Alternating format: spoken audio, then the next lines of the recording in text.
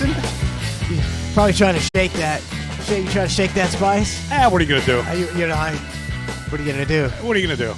I'm Manson. I mean, you can't shake it because I'm just like Mike, because I do the show with my family, Right. So I'm Mike, but if I'm trying to tell somebody, like put something out there. Yeah. I put Manson on it. I got you. Because I want to get it, I want to get the notoriety. What little I got. Yeah, I try to hide what. It's a different situation. I just don't like people. So yeah, mine's a little bit different.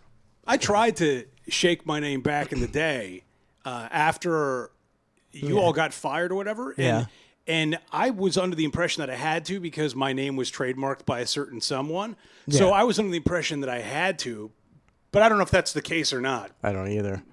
To this day, I couldn't tell you. When you were doing your show on The Bone, I don't even remember what were you calling yourself? It was under Spice. Yeah, but it was only because I think the trepidation of a trademark against my name had been resolved by then. Yeah.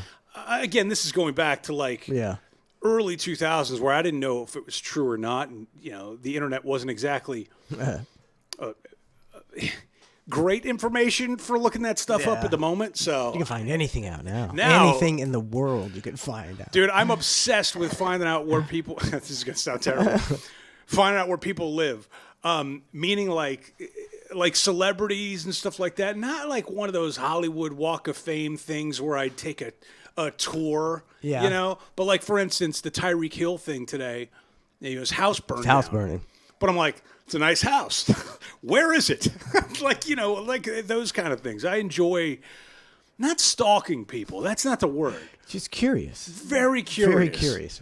Peek in the windows of celebrities and see what they're furnishing. Yeah, that's what what's going on. Robin Leach, lifestyles of the rich and famous. Yes. That's people love that stuff. Dude, Lifestyles of the Rich and Famous was what a great... Way ahead of its time. Way ahead. And it was Robin honestly Leach, pretty good. I watched it all the time. Other than that guy being a raging pervert, allegedly. I'm sure he's a piece of shit. Well, he's dead now, isn't he? Yeah, he has to be. That's a long time ago. I don't even remember how long ago. He used to visit the old AVN Awards.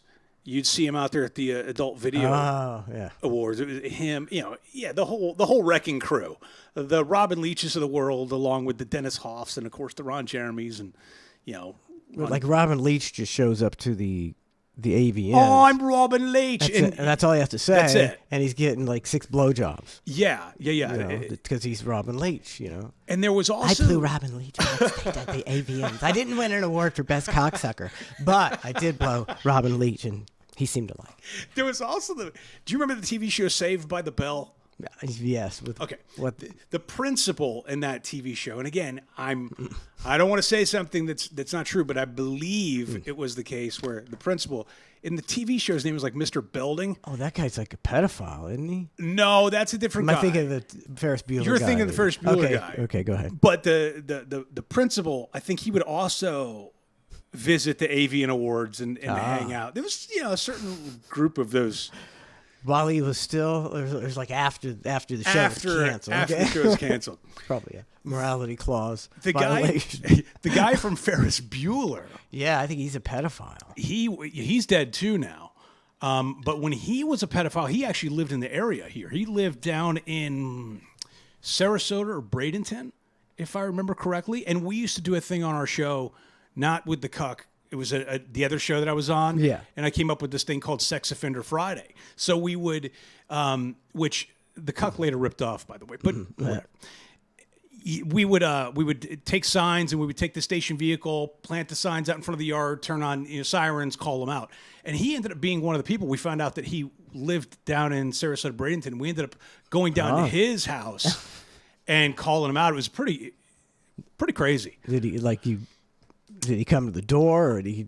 Man, it was so long ago. I'm really trying to remember, but I think he got pretty pissed off about it. Yeah, which I mean, even if you're a pedophile, you're still pissed off somebody's calling you out about it. Sure. You're like, come on. Yeah, so many years ago now. I still do the neighborhood watch, searches where you live to see if there's, okay, is there any sex offenders in the neighborhood or where the which closest is what one everybody is? should do. Yeah, they really should. And then I also try to juxtapose that with okay, how old are they now, and how old were they when it happened, and then you kind of look up the offense of like, all right. And then you sort of have to deduce, all right, was this like an 18-year-old sleeping with a 17-year-old about to turn 18? Romeo Juliet deal. Right, or is it something different? And then from there, I kind of, try to form a good opinion on it. You know? You kind of have to in this day and age. It's a tool at your service to know.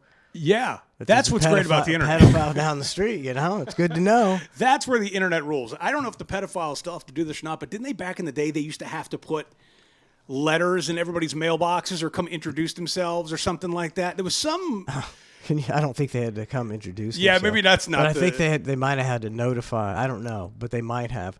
Can you imagine? And then the whole neighborhood was like... You had to go knock on people's doors and tell them you're a pedophile? Hi. Oh, my God. Just wanted to come introduce myself. That's a bad one. I don't even know how you do that.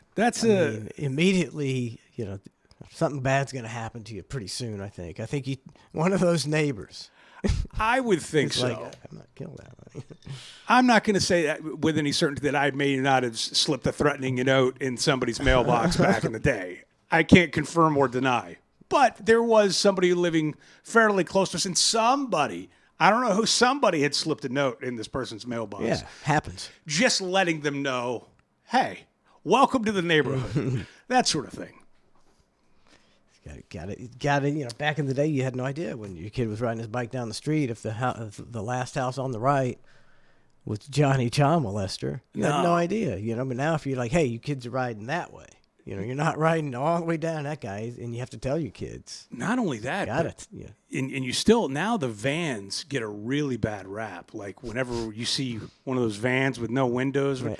It has such a connotation, or yes, and you kind of go, all right. I mean, the person in the van, that's just their vehicle. Like that, it doesn't mean they're all perverts, but if you have one of those vans, know that people are looking at you a little bit sideways. Well, I mean, anytime my kids, we were driving around and they see one like that, they would go, "There's a rape van." Yes, the rape van. So it's like, it seems like would anybody who was actually a rapist have a rape van now? Because it's like you're under suspicion. What are girls getting in that van? Hiding in plain sight. That would be an interesting thing to go on Tinder and get a date with a girl and show up in a rape van and see if she gets in. See if she even gets in. I mean, I guess it is Tinder. That's kind of what you're. I guess the whole thing with Tinder is it's all about mystery, right? Like, is that the idea? I don't even understand it. You know them, but you don't know them, but you're assuming you are going to hook up without even ever meeting. I don't know. I don't know how it all goes. To me, it's just I couldn't even fathom hooking up with somebody on the internet like Tinder. Just going and like going to their house, and it's like you have no idea. Fuck. Well, just if it's legitimate, that's I'm talking about you don't even know who that is. Oh yeah, who's hiding around the corner? Who's riding around that corner. Yeah, I just can't imagine, but people do it all the time. Yeah, much less having to. Okay, let's say you go in the chick's house and everything's good. You're like, oh, this is pretty comfortable. But how comfortable, even if you looked around every corner in the house and nobody's there, right? And just, you two are alone. You don't know who's going to come home or who's going to open the door, who's going to knock. Like, there's just so many unknowns with that kind of stuff. I would never be able to take that chance. To me, that's a nightmare. I couldn't even think. I wouldn't. Yeah, I ain't dealing with that stuff. I guess I'd have to. Nothing's worth that. You got to meet in a public place, right? And then try to feel it out a little more. You have to feel it out a lot. But now you're just on a date at that point. You're not even doing the Tinder hookup thing. I'm surprised there's not more. Like, hear about, I mean, usually a lot of times you do hear about this woman. The last time she was seen, she was out on a Tinder date. So, he's the guy that got her. You hear that. But I'm surprised you don't hear it every night on the news. Maybe there are a lot more and just they don't report them. Like if you're a guy and you go over to this chick's house to hook up and you get robbed, are you going to go, hey, police officer. Then it just becomes a whole thing, or you can say, all right, I got robbed. They, took my money and see you later. By the way, you're listening to The Hang with Mike and Matt. Hey, I'm Mike Manson, who used to be on a very famous radio show and worked for Howard Stern, as well did my comrade Matt. He was on the same show with me. So, you got to think every once in a while some stranger on Spotify is going to be downloading this. They have no idea who we are. They don't have an understanding of what radio icons we are. Right. We should be selling that a lot more than we do. Yeah. Well, it's not ego. That's what you have to do in this day and age. We pretty much reached the pinnacle, so we should be acting like we fucking reached the pinnacle. Yeah, we got to reset the audience. No, you're right. I mean, we're if you're just listening too humble, on Matt, we're too humble, Matt. If you're listening on TuneIn or the iHeart or Google or Apple or Spotify, and you stumble across it, you just automatically just go, wow, these guys are good. Who are these guys? Well, now you know. Who are these freaks? Now you know these people who actually do entertaining things on the stream. Oh my God! See, I'll go to some of our YouTube comments. Okay, so we're live on YouTube right now. Oh, I see. I always forget we're live on Twitch. I got to click on the YouTube to check the chat as well. I think there's a way you can do a super chat with everybody. I got to figure that out. I don't know what the hell a super chat. We could ignore everybody at the same time in one space. Sounds interesting. Kaz commented, I love this. Always thought these two didn't like each other during the BTLS days. This could be a scary show. The Chosen One and the Prodigal Son combined. Hell yes. That's a great promo. That's a great promo. We got to get this guy to write our promos for man. That's really good. I think he's using ChatGPT and going, tell me something good about these two guys. And that's what it came back with. Hell yes. Hell yes. How do you spell yes? YESUS. Whoa. That's Jesus, maybe. Hell Jesus. Hell Jesus. Hell Jesus. Us. No, then another us. Hell Jesus us. I don't know. Let's see. Let's find somebody else. And that's pretty cool. No, this guy, he says, my wife replaced window actuators in a car and truck, and I can sweep and mop like a motherfucker. Oh, he's talking about us not being men last week, and we were talking about how we do, the other stuff around the house. That's basically what it is. Yeah, you did. You did mention how your wife, Donna, changed out a window, and I kind of heard it, but I didn't really take it in until I was home, and I go, wait, he did say his wife just went out there and changed a car window, but I didn't. Did she really just?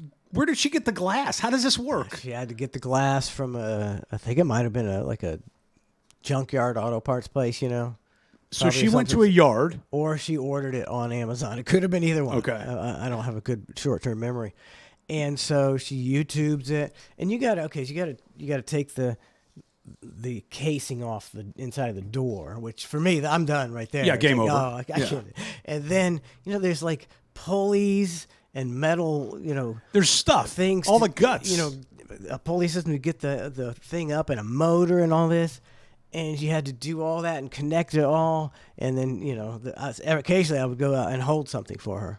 Yep. Or maybe a flashlight. How long did it take her? A while, but it wasn't more than a few hours. Whose car was this? Trace's, I believe. He seems like a pretty handy kid, though. Yeah, but... Was he helping? Is he out there, babe? Yeah. Was it Trace's or yours?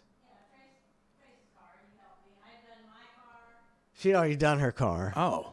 And she probably, she just wanted to get it done because he'd drive around without his window for 6 months. He's like, I don't care. Then you put a trash bag over it when it rains, Okay. But she did that. If you could put me on a deserted island with that same YouTube video and everything I had and say the only way you'll ever see your family again is if you fix this window, and I would die an old man on the deserted island. Kiss them goodbye and say, see you guys later. I'll be on this island. For the 10,000th time, I'd be going, it'd be unraveling. I'm like, not again. I can't do it. I'm with you. She can do it, yes. Well, at least she's inclined that way. At least that guy in the comments, he knows how to We say mop or something like that. Sweep and mop. Sweep and mop. I don't know. John Castellano, I don't know. He says kind of like with an iPhone, but I don't know what that's in reference to. I think these are the comments from last week. That's oh, yeah, they're from last week, I believe. You just got scolded. Enjoying these shows. Is there any chance you can start adding links for your additional content in the description of the videos? Yes, I will try to remember to do that. Oh, did you put that? You responded, right? Or Did I? I think I said I'll try to do it. Try to remember it. Yeah, hey. Terrestrial Max says, missed it live, but catching it now with a fire emoji. Chris McGuckin says, really liking these shows. That's great. Nedley Mandingo, you'd think that would be me, but it's not. There's so many imposters of Ned out there. Commented, just yelled at my kids to shut the fuck up. I'm trying to listen to the hang. There really are a lot of Ned imposters. I mean, it's Nedley Mandingo, and he's got the Ned actual picture up there. Yeah. And who's going to know, right? Like, who's going to know? I'll see how many, if you got any followers or anything. How do you do that? Uh-oh. Can you even hear us say that he's reading from the wrong? I'm reading for the wrong what? Yeah, you're reading from the last week's comments. I was reading Yeah, he's some of the good comments about us on YouTube. But Yeah. not the live. No, not the live. Read the live stuff. I said, that's what I said. I said, maybe I'll, try to remember to go after I read these comments. Donna's like, I said, why don't you read the live stuff? I said, hey, we're getting there. on Native Landingo, he doesn't seem to have any subscribers, so it didn't get him anywhere. He's got 8 subscribers. All right. So it's not Nelly Mandigo the third. That's the difference. Right, now I'm going to go live. Here we go. Who we got? So actually, we got Jamie V, Alan S. See, that's I can't remember. Oh, we got Doglog. See, but they got different names. Oh, because it's on YouTube as opposed to Twitch. It's gonna freak me out. Jeremiah Brown. Oh, there was somebody. I asked the question on Cluster F last week. I was like, "Do we have any black viewers or listeners?" Because the people like at the meat on the old show, at the meat hang. No. on the this new show. show. Oh, okay. No, on the Cluster. On the Cluster F show. I was like, "Do we have any black listeners?" Because like the meet and greets, there's no, there's never been a black person there. And it's like I don't like. I'm not trying to program to white people. I was like, I think our humor should at least be somewhat, universal. And so I did have a black guy respond on YouTube who said, I'm a black listener. And I was like, yay. And you're like, prove it. Send me a picture of your blackness. Yeah, I got to have photo evidence. You could just be posing. Jeremiah Brown, Chris McGuckin, hanging with the hang. Nice. Sean Alden. Or is that Aldine? I imagine it's Alden. You guys are radio OGs, he says. Uppercut 88. Great show, says Coach McFly.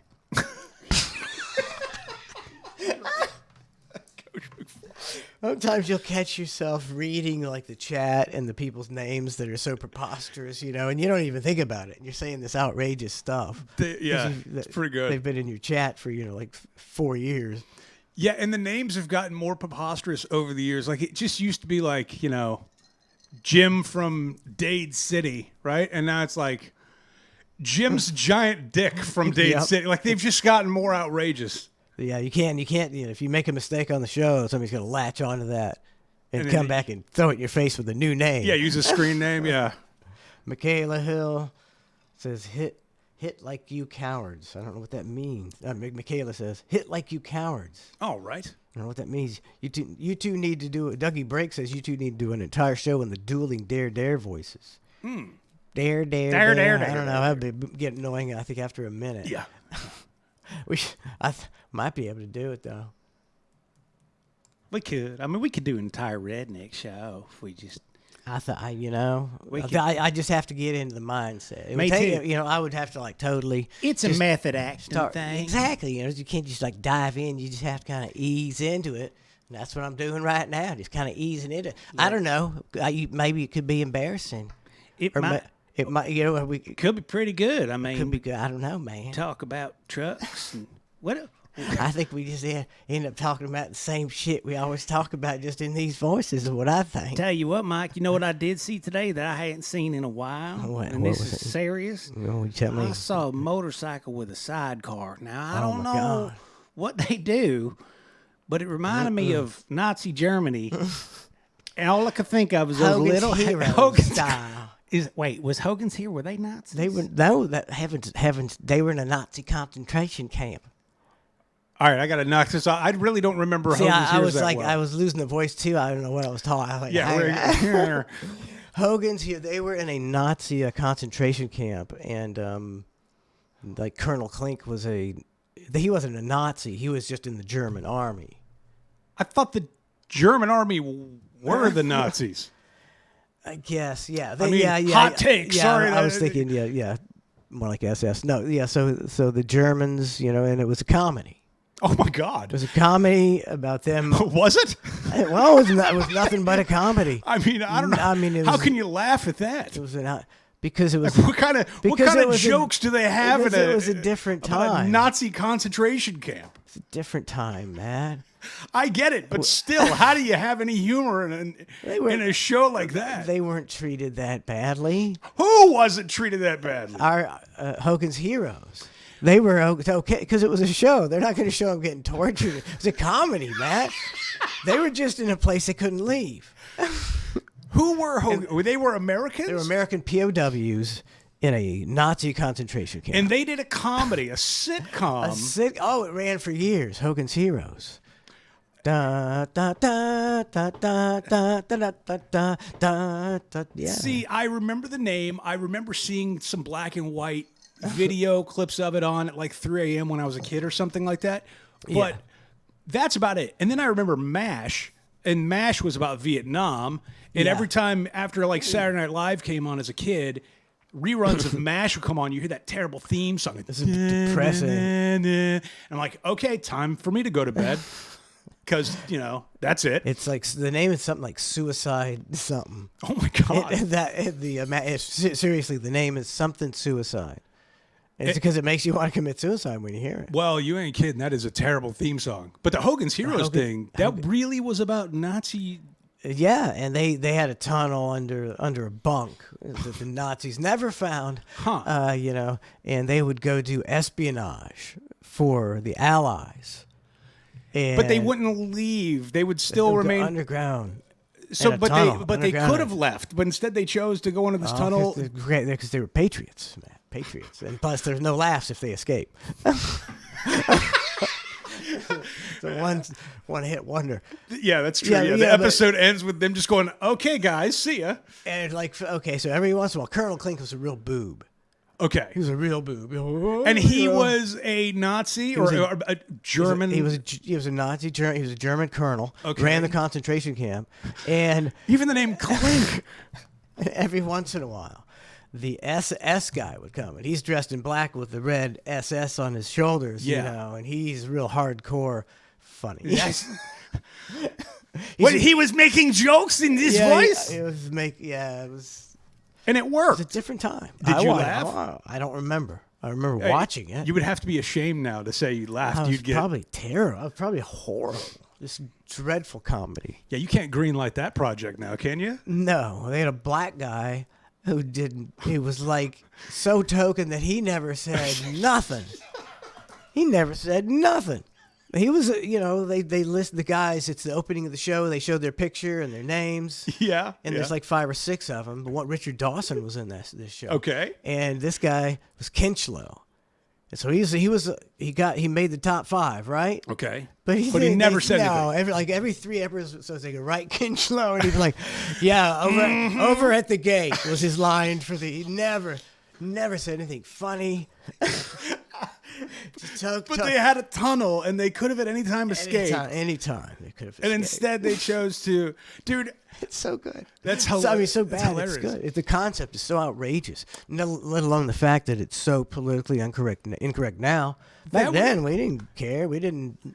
That would be the equivalent of like, El Chapo, how he had that little tunnel that he escaped out of the bathtub and he had a little motorcycle down there and he drove like on this motorcycle half a mile and then up and he was gone, right? Yeah. That'd be the equivalent of El Chapo having that escape route, hopping on his motorcycle, driving the hell out of Dodge, escaping from prison, and then going, I'm going to go back. I'm going to motorcycle back underneath the thing, hop out the bathtub, and hang out in my prison cell a little longer. But he's not a patriot. Like these guys were patriots, man.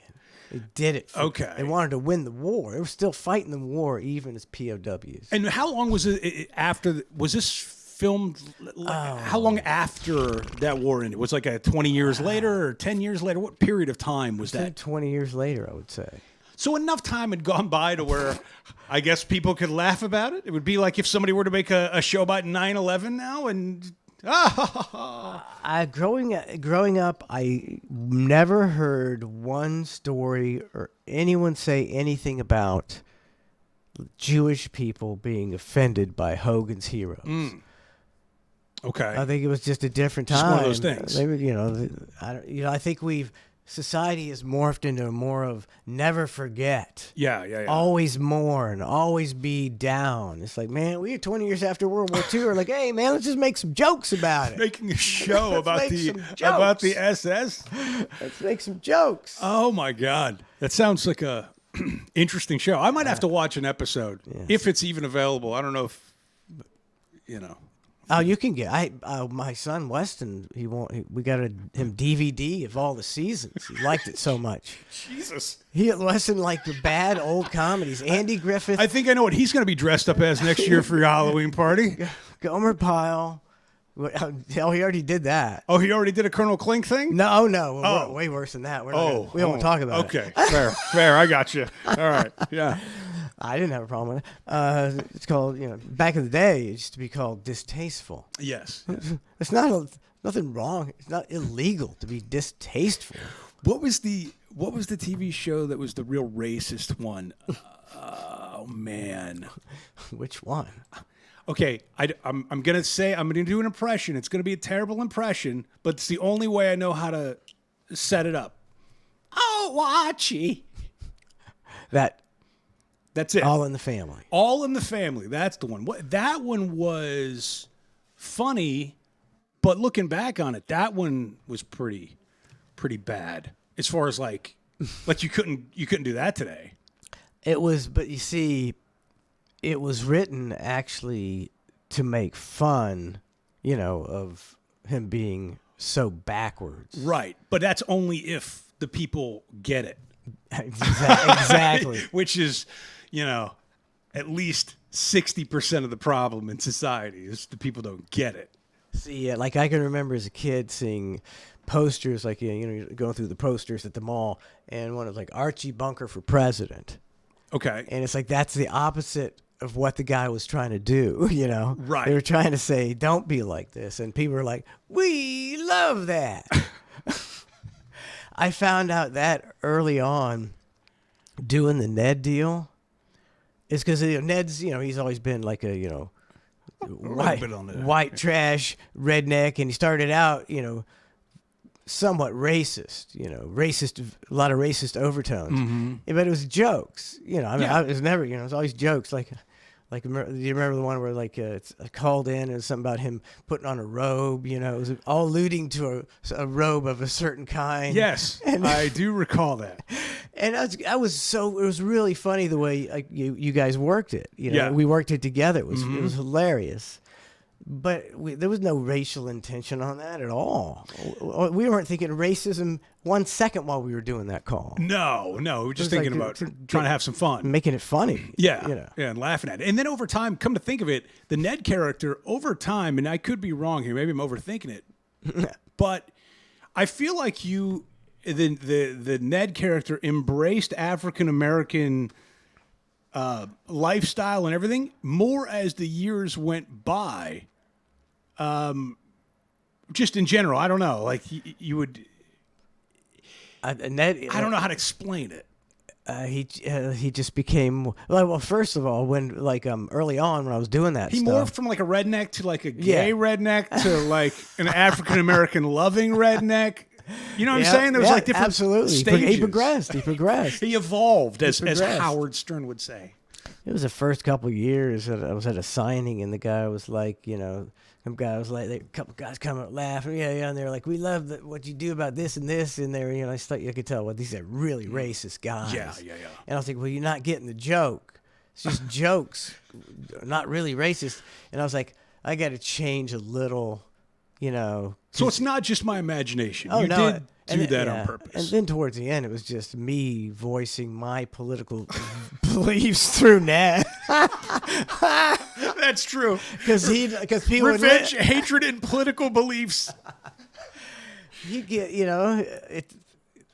he's got a lot better delivery than I do. He's got a great delivery. Yeah. That's why it was so funny. Isn't that weird, though, the fact that you had to have all your thoughts and feelings come out through this other channel, this completely different character? I don't know. Pretty bizarre when you think about it. Yeah, you could. Usually, a lot of shows have fake, characters, but they're like Not like that. they'll come on, and do it's the minute, a Jimmy Shorts minute. I'm Jimmy Shorts or whatever. But he was like legitimately co-hosting, every show. Major market shows. Part of the cast, every picture. He was. Dude, I was thinking about because there's some stuff that's been rattling around my brain, but just going through just old stuff, and I was thinking the old show, what it was, it reminded me of a circus, right? But it's the circus that comes to town, and everyone's like, "Oh my God, the circus is in town!" And then after like 6 months, it was like, I don't want to go to that circus anymore. And so we'd have to move out of town, and we'd have to go to a different town and go, hey, circus is in town. And then they'd get tired of the circus, and then they'd move on and a new circus. I don't know. That's weird. Such a good circus. Interesting stuff. Should have been, it should be like Cirque du Soleil, man. Just keep reinventing yourself and moving up and up and up and up. Cirque du Soleil is so good. I can't believe it's no longer what it was, or even in business, right? Like, they're like, are they out of business? Yeah, they're like, how could that happen? I don't know. To me, it was such an amazing show. It was. I went and saw 3 different shows, and every single one because look, whether or not they made any mistakes, I have no idea. To me, watching the show, nobody in Cirque du Soleil made a single error or mistake or anything. And I'm going, how is that even possible with the stuff they're doing? How it's out of business, I don't know what they did wrong. Like some of the top athletes in that kind of field in the world. I saw one of them, I can't remember what, but it was a lot of it was a lot of music and people singing. You ever see one? And the music was good. The music was original music. Yeah. And it was killer music. And I remember walking out of that show going, man, that was amazing. And I don't usually do that. It takes me a lot to get me to the venue, but I went to Cirque du Soleil several times. And they were singing in a fake language. They had like a made up language. Yeah. Which to me is even more incredible. It was good, but it was good. It was good. Like some guy dressed in a costume and up on a mountain, with these lights, and he's singing this, and the sound system is incredible. The sound is incredible. And now you've got the Ringling. Could have been the cookie I ate. That's probably part of it. But now you got the Ringling Brothers coming back, doing their thing without the animals. Yeah, Ringling Brothers is back. Is Cirque du Soleil in it? They ripped that off or something? Maybe motorcycles, and what are they going to do without animals? Dude, it's a great question. I don't really know. I don't, I never really liked the circus ever. I just never really, I never especially once you got to. For me, making animals do tricks, man. I was always like, wait a minute, why are those animals doing tricks? I think secretly making them do tricks. Yeah, I think secretly I wanted the tiger. You want to see, you want to see that. You want to see a little carnage. I don't want to see, I don't want to see a murder or anything like that or a death. But you kind of want to go to the circus and see the big cat go. All right, you've tested me one too many times today, sir. And then show me who's boss. Sorry about your luck. Can you imagine being at Siegfried and Roy's last deal when the tiger got him by the neck and was dragging him around? Tiger said, "Enough's enough," and he used a word I can't use. Are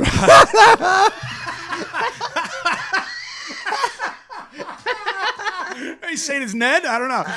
Oh, it'd be so good if I could have said that as Ned. I mean, how did they got away with it for a very long time?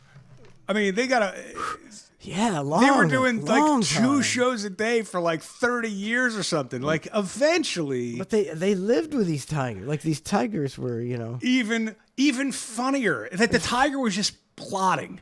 He's just like, all right, yeah, all right, all right. One of these days. I'm surprised it lasted that long. Because I always thought, like my cats, if I was 6 inches tall, I'd be dead within a week. Oh yeah, They would just be, one day they'd be, just look at me and be like, no, don't look at the eyes. The pupils get bigger. No, I'm the captain now. Yeah, and then I'm dead. I want to go back to Vegas in general, talking about the Siegfried and Roy thing, but like, there's so many cool things out there to see that I wouldn't even be able to take my pick. Like when I was a kid, I was obsessed with watching David Copperfield and magic shows, and then you realize later on how easy, I guess, some of those tricks are from a magician's perspective or an illusionist. Not that it's easy, but he's not making the Statue of Liberty disappear, stuff like that. And you kind of like, I don't know, maybe. I still love magic, but the Copperfield stuff is almost like so outrageous to scale that it's not even believable. It's the Santa Claus of magic. It's like too much. They jumped the shark on that. Where I was buying all that other stuff and going, how do they do that? But when you're making the Statue of Liberty disappear, it's like, I'm going to make the entire west coast of the United States of America disappear. Okay. All right, Dave. Yes, it's just not. It's not. You jump the shark. You see, he's just trying to top himself because what are you going to do as a magician? You got to keep topping and top. You got a new special. What? You got to pull the pigeons out again, Dave? So the pigeons. He's going to fly. Do the Peter Pan thing. Meanwhile, if I ate a weed cookie or something like that and went and watched Carrot Top, I would probably laugh my ass off with that stupid sophomore humor. Carrot Top was a genius. He's a prop genius. I don't disagree. I can't. I know I've seen a couple specials of Carrot Top. I can't remember whether I laughed or not. There was this guy, Amazing Jonathan, who I used to... The hypnotist. Comedian, hypnotist, yeah. Yeah, but I didn't know he really hypnotized people. Maybe I just remember watching him doing like... No, he was... I mean, it wasn't like a legit, but that was his shtick. Okay. I don't know. But yeah, he was, he came on the show. He's really good. He's a really funny guy. Wait, Amazing Jonathan was on the show? After. Oh, okay. Yeah, okay. after. Like not long before he died, I think. Yeah. But he was funny. What a downer. He wasn't so amazing. Not so amazing, Jonathan. Not so amazing, Jonathan. Is this a joke, Jonathan? Did you lose 80 pounds just to trick us? The ultimate magic trick? That is pretty amazing, Jonathan. He's committed. He died. He's like, I should if I just started eating again. I was pulling off the rib. Blind Lawrence in the house in the chat. Blind Lawrence. What's up, Blind Lawrence? What's going on, Lawrence? Snookman Dog Log in the house. Gee, I think I missed some subs here. Kevin JK, what's up? I know some. Okay, Acklishush 77. Oh no, that's nothing. Here we go. Blumpy the Lawn Spudge subscribed for 52 months. That's a long. Nice job, Blumpy. It's a long ass chat. Oh, I got a vortex going. What's up, Blind Lawrence? Oh shit. What's going on, Lawrence? Snookman Dog Log in the house. All right, I got it. Acklishush, okay, 46 months. Acklishush, very, very deep. Appreciate it. All right, I'm caught up. I don't know if you got stuff on your agenda. I had sent you a couple emails. I did not see them. That's quite all right. But I just sent you one like right when we were beginning, and it's this new video that just came out of this guy attacking a judge in the courtroom. And It literally just, I think it's hot off the press. Hot off the press there we go. Now, for anybody listening on Spotify, sorry, you're not going to be able to see this. You're going to have to look it up. But just watch. Oh, my God. Oh, my God. Look at him fly. He's turned into a superhero. Yeah, she like denied his bail or something like that. So he's like,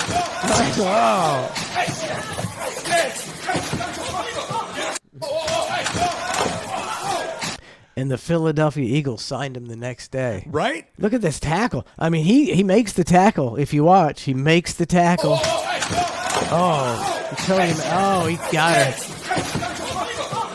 Watch his leg. Man, His leg like goes up even further. man.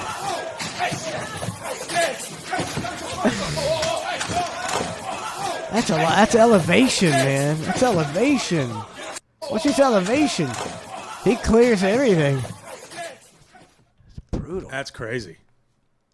I mean, you know, you're gonna spend the rest of your life in jail. I mean, what? Might as well take your one shot. Take your one shot. I guess.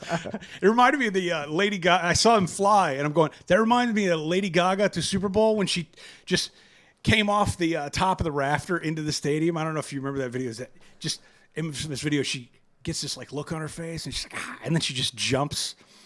I don't know if you remember that or not. It was, I don't know. Was that last Super Bowl? A few ago now. Okay. Yeah. So was she the entire halftime show one year? Yeah. It was They at got- like the beginning. She just like dove in. I don't know. It's weird. I don't understand why these entertainers do that stuff. It's like you don't have to do that. Like, you know, Pink doesn't have to do Cirque du Soleil, you know. But she's good at it. routine. But I just came to hear you sing. I don't really need to see all the, you know, you don't have to do all that's 30 foot up in the air stuff at all. You But don't it have to looks do cool. I mean, I guess I'm that's just- why you can have backup dancers and stuff like that. Let them do it, right? that. I mean, that's a lot of work to learn to do that shit. It is. Let them handle the heavy That's a lifting. lot. It's a lot, man. But to get some fucking fireworks and flamethrowers, you know. Yeah, but if you look at the halftime shows, man, you know, I think we briefly chatted about the Creed halftime show from years back is like a hilarious halftime show. And then now you look at the halftime shows and it's, you know, I mean, major productions. And then you go look at the Creed. Major. And then you look at Oh, I mean, I think you have to pay to be the feature artist. Like if they say, hey, Matt, would you want to be on the Super Bowl halftime star? And yeah. it's going to be 50 G's. Who's doing it this year? I can't remember. Oh, man. That shows how memorable this one is. Is it Usher? It's Usher, It is isn't Usher. it? It is Usher. Yeah. That'll be good. Yeah. I'm not like excited to see Usher. I'm sure it'll be fine. Yeah, it'll be fine. Yeah. Now, Creed, on the other hand, Great band. bring them back for the Great halftime band. show. Let them get a little redemption. I think it's going to rain for days. I think it's going to rain. Days and days. Oh, shit. What a voice. Too bad he went insane. I believe he went insane. Scott Stapp, right? Yeah. Yeah, It'll, schizophrenic or some kind of look, deal. man, some of that fame stuff will do that to you. It'll do it. It'll do it. Too much action. Certain people can't deal with it. It's, some people, can totally deal with all of it, and some people are like, they're done. Make you go crazy. And then you lose it, and then you have to go back to center and go, all right, let me try to not do that again. Maybe, they tried to come back. They're touring. Are they? Yeah, they're Probably playing. making a living. Oh, yeah, they're playing the amphitheater middle of next year. They're So they're doing all right. They're doing all right. It's like that 20-year rule. You take a little time, you take enough time for them to miss you, and then you go, all right. You need to come back with all your old stuff. Yeah, and everybody forgets that he was insane and Yeah. schizophrenic or whatever. You going to see Creed? Yeah, I'm going to see Creed. Play the hits, sell some merch, call it a day. Creed, man. Creed. You're it's going to rain. I thought that was a really good song. It was a great song. Do you have any hobbies, Matt? Tennis. Do you still play tennis? When I can. It's been a while, but when I can, yeah. I am. A couple weeks ago, I looked at kite surfing. I saw some people doing it out in the bay, And I was like, that looks like fun. So I'm thinking about taking up kite surfing. Oh. What? No good? What do you do? What do you do? Do you skateboard? Do you? You can't skateboard. No, Do you do any of kite those- surfing. So in the water. No, I'm saying, but do you do anything like that? Do you Oh, do I skateboard? do you ski? Do you like water ski? Do you? No. So I think Why? You? no. I'm just. Oh, I can water ski. Yeah, but that. You can water ski? Yeah, fucking born in Florida. I know. It just seems funny to look at. I don't know. I can. I'm a very good athlete, Matthew. I won the Bubba Olympics, buddy. I won the know. Bubba Olympics. You played high school football for like 20 years or something. 20 years. Like I set all the records because it was so many years. No, what were we talking about? The hobbies. Hobbies. I don't. Yeah, the kite surfing. That, I think it's. Well, that's like you have to learn to do that. You have to practice a lot. I was to be watching. decent at that. I was watching them. It didn't look that crazy difficult. I could be totally wrong, but I mean, they've got like a hydrofoil board or whatever, so they're literally just in the water. I guess snapped in to their like a mini surfboard looking thing. Okay, and then they got the rope and their harness, and then a gust of wind takes them and they're off, and then they're kind of guiding it around. But I'm going, that looks like fun. Or it could. You absolutely have to kite surf, but I want video of you in your journey to be a competent kite surfer. It is on my bucket list. Before I go, it's on my bucket list. There's a couple things. That's. Dude, soon you get too old, you start breaking some bones kite surfing, buddy. You got a hobby you haven't done yet? I don't really have. No, I don't. This is my hobby right here. Oh yeah, this thing. Yeah, this is a fun hobby too. I don't. I don't have a hobby. I used to play. I used to love to play everything. Racquetball. I used to love to play racquetball. About soccer? I mean, you still play that at all? No, that's way too much running. Oh. I would get teams together. Like, Donna, she started an adult league when we were in our 40s. Mm-hmm. She ran the whole league, and we had a bunch of teams, and we played for a few years. And then one year I tried to get everybody together, and we get out there and we lose every game, and it's just like, at a certain age, people just quit trying to stay in shape, mm-hmm. and they're just going out there to go out there, and it's like, man, I'm too competitive for that. So I can't. There's nobody wants to do that kind of stuff anymore. Like play organized sports, recreationally. I'd like to know if like people are still playing softball and stuff. But I feel like people play video games now. Like that's what they're doing. Like that's just Yeah, I think that's a big part of it. Like I saw one thing on Reddit, how credible it is. I don't know if it's real or not. Yeah. But this mom saying, "What's wrong with with my son's generation? He's in high school and he plays video games all day, and he never goes on dates. And none of the friends that he has online playing video games, they don't go on dates either. And he's not particularly interested in it. And it's like asexual video game players." When I was 16, you're like, if you could go on a date, it'd be like, oh my God, go on a date with a girl. It'd be the best night, Yep. Video games.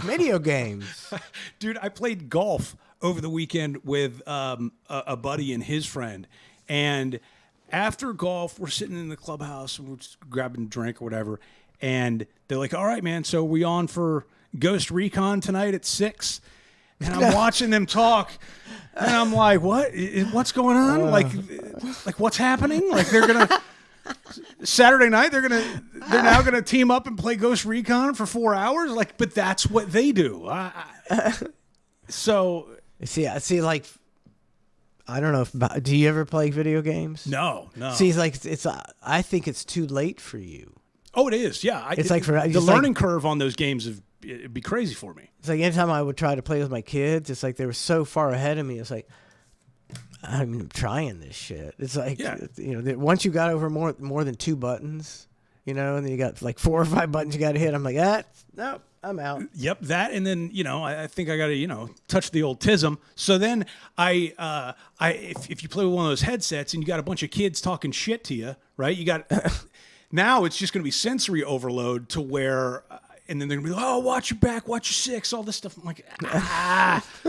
I would sign out, turn off the video game. Run out of the room. Yeah. Too much. Pass us by. Dude, it's way too much. It's too much. That's too much for me. Contra was like the last video game I played or Mortal Kombat. Those were games that you could play, and it wasn't too crazy difficult, and you could, it was, up and down, left and right. Yeah. Now, you got to worry about northeast and southwest. Mario Kart was the last one I did. That's the only one. That's actually the only one I ever did. Was Mario Kart with my kids. Yeah, and that was a fun one. I'd always lose. I always almost be winning, and then all of a sudden, now I lost. How'd that happen? I still have to bring over the Oculus for you to try because that thing's fun. That I take it back. I've played a couple games on that, which is a crazy. I can't remember what the Oculus. So is. it's I ask you every it's time. that Facebook ridiculous looking goggle thing that you strap on. But it's incredibly cool. See, I've seen videos of people they're doing the Oculus and they're supposedly on a cliff or something and they're terrified. Yes. They're literally terrified. Yeah. Is it that real? It's pretty cool. It's pretty cool, yeah. There's one we were in the International Space Station. You're floating around. If you were high, right? Yeah. Doing what you like to do, and then you put that thing on you and you're in space and you feel these... senses, you'd go crazy. Blow your mind. It would blow your mind, dude. Well, I definitely like to try it. Yeah, I'll bring it over next week. The Oculus. Yeah. Want to grab a drink? Let's grab another drink. Let's do it. Let's see, what can I do here? Oh, I love this. This is the time where you pick out the bits. It's like trying to pick out non-copyrighted bullshit. It's I can't even do it right now. Let me do some standard safe BS. Do you have Happy Valentine's Day, you whore? I do have that. I mean, Valentine's Day is gonna be here before you know it. What would that be under H? It is under H. I do have that. See, it's one of the ones I have. Oh, Valentine's Day will be here soon. Oh, Ned could have an entire album of love songs, and this is one of my favorites. Right back with more Hey.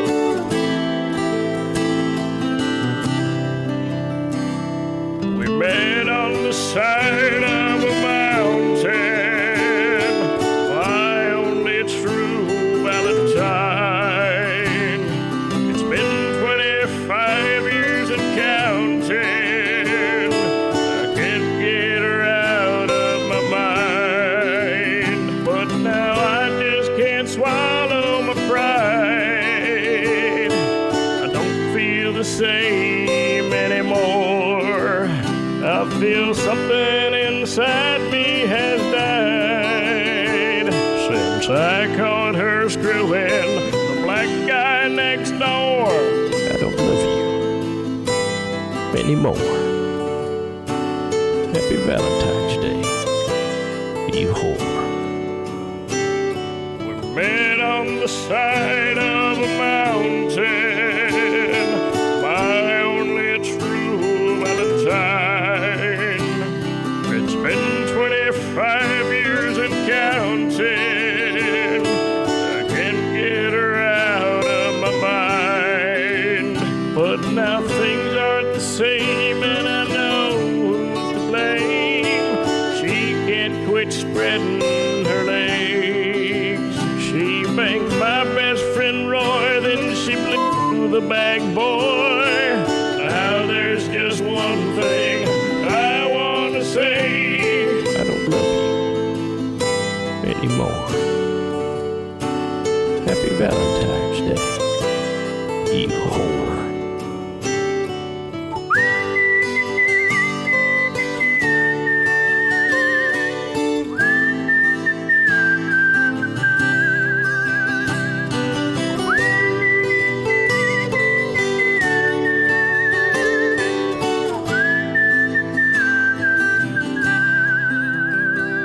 I don't love you anymore. Happy Valentine's Day, you whore. You took our love and you tore it apart. Now I'll I'll take this pickaxe and rip out your heart. I don't love you anymore. Happy Valentine's Day, you whore. And on the side of a mountain, my only true Valentine. I killed her. It's time for Dank Thoughts with Ned. I was really baked on some hydro kush I got from Vancouver the other day. And I was thinking to myself, as a dude, would you rather be with a woman who had huge breasts with no nipples, or tiny breasts with nipples? And I was thinking, I'd go for the tiny breasts with nipples, because if you're dangling a big nippleless breast in my face, it's not really a breast. It's basically just a fat orb.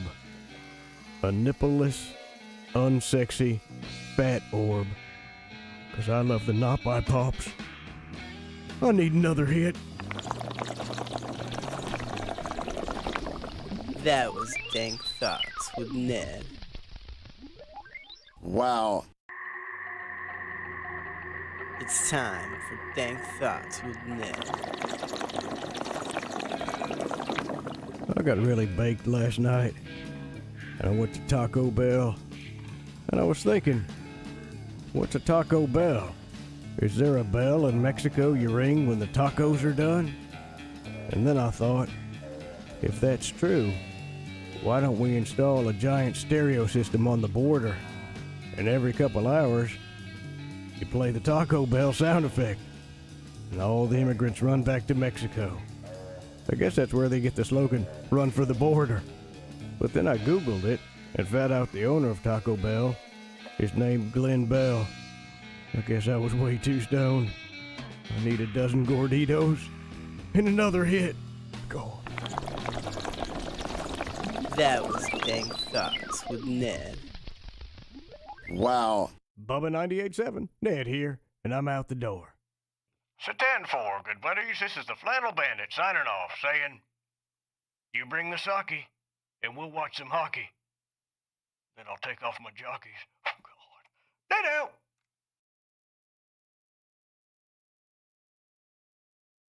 Ned Show, what's up? Hey, I just want to know if I can request a song or no. Oh, you can request a song, buddy, all day long. Me playing it's a different fucking story. How about some Danzig Mother? Danzig Mother. That sawed-off piece of shit, Glenn Danzig. I would whip his ass.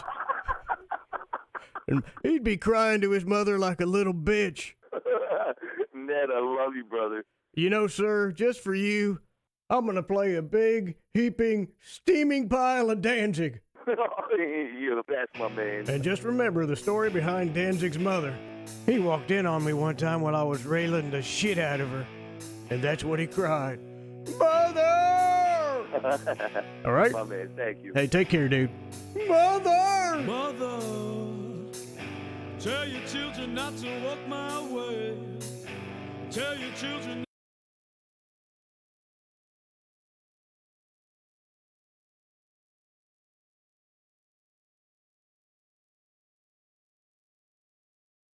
The Ned Show is based on radio theater of the mind. No drugs were actually consumed during the broadcast. The drugs not done on this show include marijuana hash oils, and oxycontin, bath salt, spice, PCP, DMT, Molly, and Whippets. The white residue on the control board is definitely not cocaine. No animals were harmed during the making of the Ned Show, and in no way was the host intoxicated, medicated, or fully nude at any time. The Ned Show consists of outlandish commentary, ridiculous viewpoints, and hyperbole. All jokes, zingers, barbs, jabs, and put-downs are not meant to be taken seriously because they are jokes. The Ned Show may or may not contain insensitive, offensive, and crude comments on subjects such as race, religion, rape, pedophilia, sexual preference, blasphemy, necrophilia, autism, and bestiality. The use of drugs such as marijuana, cocaine, PCP, special K, meth, crack, acid, mushrooms, or prescription pills is encouraged but not condoned. And if any part of this disclaimer has offended you, then you're a complete douchebag, and you should discontinue listening immediately. Thank you.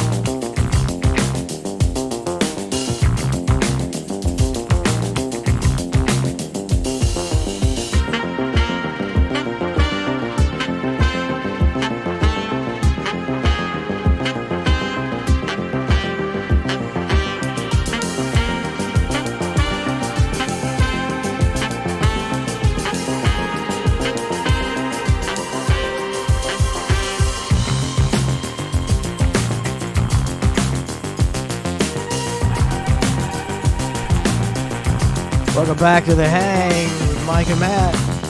Thanks for tuning in. Always a pleasure to hang. I think we're the quintessential hang.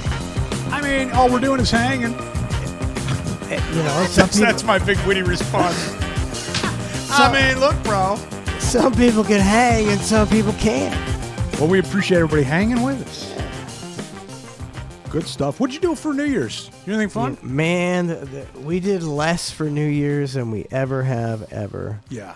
Because like the night before, we had a big Christmas bonfire because Berlin was out of town over Christmas and Trace didn't have one of his, have his daughter. So we're like, we'll just wait until Christmas, get everybody together on New Year, like around the 30th. Like a week So behind. we did it the 30th. And then by New Year's, we're like, man, I'm done. I don't need to do this again. No, not. So we sat on the couch. We watched Ryan Seacrest. Okay. And it was like, oh, it was really bad. It was really bad. I did the same exact thing, right? Like, it didn't go out or anything. I ended up just watching the flipping between the different New Year's shows, except for CNN. I refused to watch Andy Cohen and Anderson Cooper. I'm not watching that either. Get drunk and act a fool And finger each other. Yeah, it's like it's not fun. It's not funny. It's not. But the Seacrest thing, look, I know you're not high on a guy like Seacrest, but I will tell you, after watching that thing, he is good at what he does. Yeah. He's good to be able to. I'm just looking at all the different guests that he had to do those little vignettes with, and he had to run around and know these people's names, and then he's doing $1 million drawing he did tonight with Powerball, and he's all over flawless. the place. And it was flawless. Smooth. He's flawless. Yeah. And Very it's not smooth. easy to do. And he's really, he's really overselling it the whole time, and it's like He's very good at his there's job. not a lot going on really. It's not that hype where they just hype and hype and hype. And who was the Asian girl? Couldn't tell you. I don't know who the other people were at all. Like, Rita, for real. Rita Ora was the British. Okay, I think she's a singer. She's a singer. And she's like got quite the thick accent. Yes. I couldn't understand anything she was saying. Then there was some blonde bimbo that was singing and clearly lip syncing, like not even Which blonde bimbo was that? some bimbo. Yeah. Yeah, Megan the Stallion was, I think, one of the main events. Megan The Sorry, my bad. I mean, Megan the Stallion. It's like and all of a sudden she's Miss Planet Fitness or something. I'm going, wait a second, what happened here? Megan, she's not out of shape by any stretch, don't get me wrong, but she's not exactly like a fitness instructor looking chick. Instead, Nike was like, let's capitalize on this broad. Planet Fitness was like, let's capitalize on this broad too. Put her in a purple outfit, let it eat. It was very weird to watch. It's working. Yada yada yada yada yada yada yada yada yada yada. That's one of her songs. It's like yada yada yada yada yada yada yada yada yada yada. It's like, oh my God. Seinfeld was ahead of his time with the yada yada. Yada yada yada. Was there anybody that was worth I'm trying to think. notable at all? Berlin texts me at 11:57 and she says, "Get this old geezer off the stage." And whatever she was watching was Paul Anka. Oh my God. Who's 82. And he was singing right up to the ball drop, I guess. It's like she sent me a picture of him, and he's like, how 82-year-old. Yeah. Well, the one I was. She said he still sounded good though. I thought you were going to say she was talking about Joe Biden. I thought for real. I was like, oh, she must be talking about old man, get him off the screen. I was thinking that would have to be Biden. I changed the station when Biden came on because it's like, I don't care what president you are. I'm trying to be upbeat. It's New Year's Eve. I don't want to hear some old turd and his old turd wife. Hey, no. What have you been eating for? I've been eating all kinds of stuff and chocolate chip ice cream. My favorite. Chocolate chips, my favorite. My takeaway after watching that. It is embarrassing because I'm going, look, this has nothing to do with pro-America, anti-America, nothing to do with nothing, left, right, nothing to do with nothing, Yeah, it's other than nothing the to do fact with that nothing. I'll tell you this much: Putin's not going to be seen on TV talking about what fucking ice cream he's eating. You're not going to see Putin. I mean, I'm not exactly watching Russian television, but I don't think Putin's doing those kind of things. Call me crazy. What's your favorite ice cream flavor, Vlad? Blood. Your dead mother.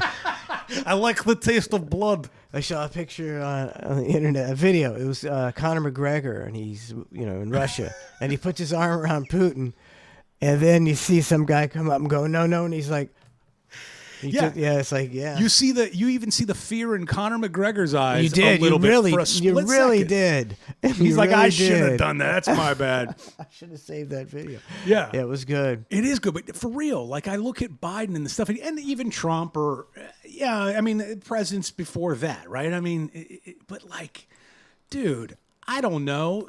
Just it doesn't. You don't have to be that relatable to the American people. Like, I don't care what kind of ice. Like, I'm not. If you're gonna vote for him because he eats chocolate chip ice cream like you do, most presidents suck, and all Joe's got is chocolate chip ice cream. And a sweet pair of Ray-Bans. That's what trends and polls the best is his views on ice cream and sunglasses. Yep. Because everything else is in the toilet. So he's smart. He played to his strength. Don't forget the ice cream, Joe. Tomorrow we're going to take you to the ice cream shop. You're going to get a double scoop, and you're going to wear your Ray-Bans while you're eating a bite of it. And Putin's over there going, I don't know, you'd be Dracula, but... We had a president who was a reality star. Well, businessman before that. I know, but he was fair. a reality TV star, and now we have a president who's senile, and they're just getting you. They're getting you used to ridiculousness. Like there was a rumor The Rock was going to run for president, and I think only 8 years ago people would be like, "That's ridiculous." Now people are going, "Yes, The Rock's going to run. I'll vote for The Rock." It's all over. They got us where they want us. It's idiocracy. It's literally, if The Rock runs, idiocracy. They used it as a playbook. It will have come full circle as we have a professional wrestling president. Man, I never mentioned this before. I'm hesitant to mention it now. We had talked about mentioning it weeks back, and then I just decided I didn't want to because it's not good for me. Or whatever. Yeah. But I might as well throw it out there. I mean, with the whole Stormy Daniels thing, when we found out that she, I guess I'll say allegedly slept with Donald Trump or whatever. Yeah. She told me, like in the studio, like I'm the like she wrote it down and told me, and it was really weird. And never mind. I'm not going to say it. I'm listening out. She wrote down what? The truth? Yeah, like an Iggy, like an Iggy note. Yeah, she wrote, well, okay, sort of. And she told me, okay. How do I say this without getting into? I don't want to get massive legal trouble, which is one of your hobbies. That is your hobby. That is my hobby. Yes, I enjoy getting sued and then having lawsuits dropped against me. Yeah, I don't know. There was look. Let's put it this way, and everybody can deny it all they want, right? But how often does a porn star, an adult film star, have sex with people for free? How often does that happen? That's what you get paid to do. That's what you're good at. That's what people want you to do.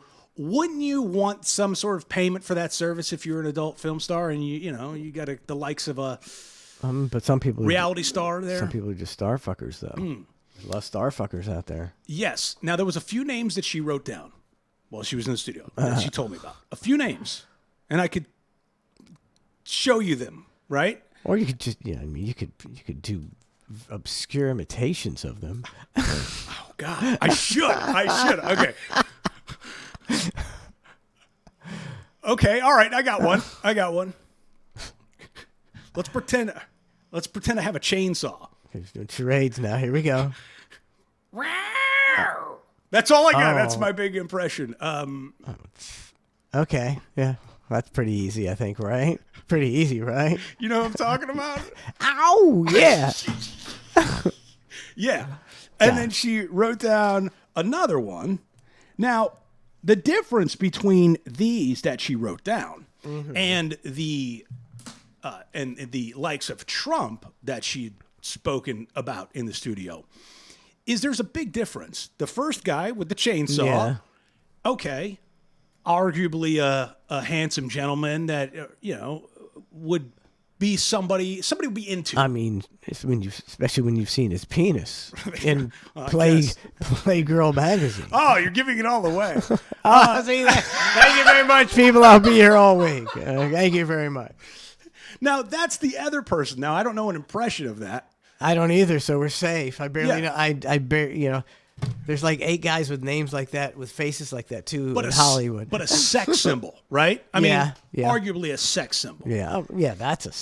And then you've got Trump, not exactly a sex symbol at the time when they allegedly had relations, okay? But there was also allegedly a payment made. Mm-hmm. I guess I can't get in trouble because that's what she told me, right? So but there was allegedly a payment for services. Now, she's refused that, or she's not admitted to that, or she's denied it. And of course, he's denying it too, right?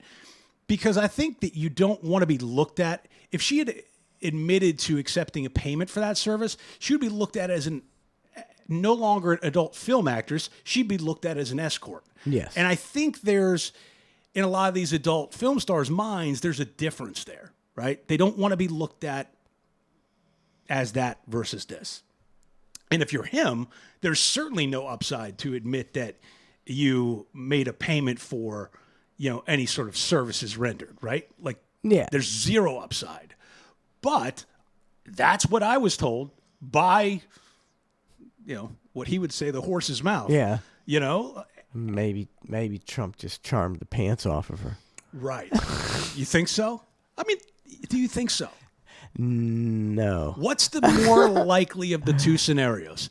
That he charmed the pants off of her, and that he was such a sex symbol that that she couldn't wait to jump in the sack with him, because she's never said that. She did say she did it willingly, but she talked about what a miserable experience it was and all this stuff, right? Or the second scenario where perhaps he did pay her, as she indicated, and services were rendered, but she won't ever admit to it, because then you got to track the cash and you got to go through all the BS to figure out where this money came from, where it went. Opens up a whole new line of stuff, shall we call it, and then it becomes all bad for everybody. But I see, to me, it's like none of it matters. It's like, okay, there's whatever. If he, we know he's a serial adulterer. If